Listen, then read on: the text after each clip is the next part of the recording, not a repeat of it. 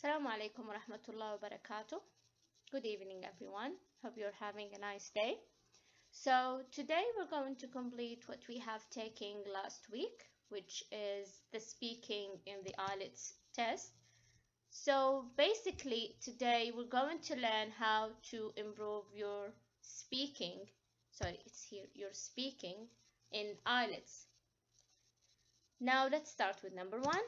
Number one is when you're going to have your exam, just try to smile and be yourself. And why is that?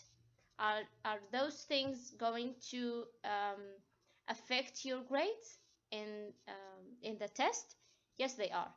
Because when you're not smiling, you're not relaxing. When you're not relaxing, you're going to speak like a robot. When you speak like a robot, that will affect your pronunciation. And that's a very important thing to have a good grade on in the IELTS speaking test. If you don't have a good pronunciation, that will affect your grade. You will get a lower grade in the pronunciation. So just relax, be yourself, okay? Now use your emotions. Imagine maybe while you speak, you tell a story. Maybe it's an exciting story, something exciting that happens to you, and your voice is the same. No emotions, no change in your tones, just the same. And that's not a good thing and not interesting thing. Every time we have a speaking, we want to affect or we want to have a good impression on the examiner. Number three, also stress on important words. And that will come to you when you listen more. The more that you listen, the more that you're going to imitate the native speakers. Okay? Imitating is a very good way to have a good speaking and to be fluent in any language. That's what I believe. Also, intonation. Intonations are about how you raise your voice in some sentences and how you lower your voice in some of the sentences. Okay, so number two is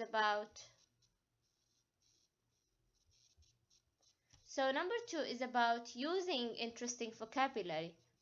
Now, as we said, if we remember about the writing, don't repeat the same words. Use another word that means the same thing if you want to say the same meaning. And that also is in the speaking. Now, also somehow you can use, or you should use, slang language in part 1 and 2. A good one. Like you can say chill out, you can say anything that is not formal. That's only in part 1 and 2. Also, you can use idioms in part 1 and 2. Idioms are very important thing to use to give a good impression on the examiner that you know more about their cultures, because idioms are very related to the culture of any language. Now, when you move on to part 3, which is a longer discussion, you should have a high level of vocabulary in part 3. Now, number 3 is you have to use lots of linking words. Linking words are very important in order to have a good coherence in your speaking. Now, imagine that someone is telling you something and he doesn't use any linking words. He just listing sentences together. That's not interesting, and also it gives a boring. It makes the examiner bored. Okay. So use more common words in part 1 and 2, such as and, but, also, and, as well. Those are very common words that I believe that you use them a lot. Also, if you're going to tell a short story for your part 2 answer, use time, words such as next, subsequently, after that, and at long last. Many linking words are related to storytelling. Search about them and use them whenever you're going to tell a story. And practice before. Don't use them the first time when you got your speaking test. In part 3, you should try and use more high level and impressive linking words and phrases such as subsequently, as a result, moreover, furthermore, however, anything that you can use that's a high level of impressive, a high level of linking words, not just common that everyone use. Number 4, practice speaking English. Very simple advice. You must show the examiner that you can keep talking without too many pauses and and Now I know that this is a habit for all of us. If we're saying something and we stop, maybe we don't know what to say after that. So we want to have more time, so we were just going to say okay, even in Arabic. That's a habit that will take you a long time to go, but you can just practice that.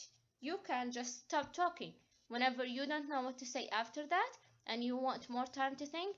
So you can just stop, silent, and then complete.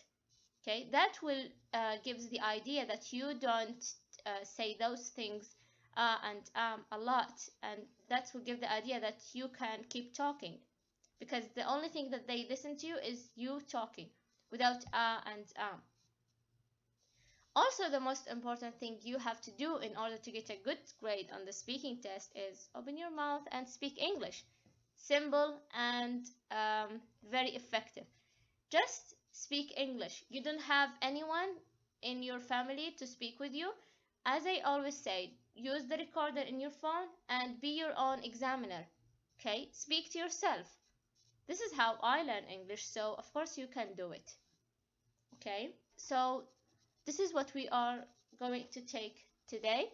I hope you learned something, whether about this lesson or any other lesson that I give to you. And if you have a question, you can ask me. Have a nice day.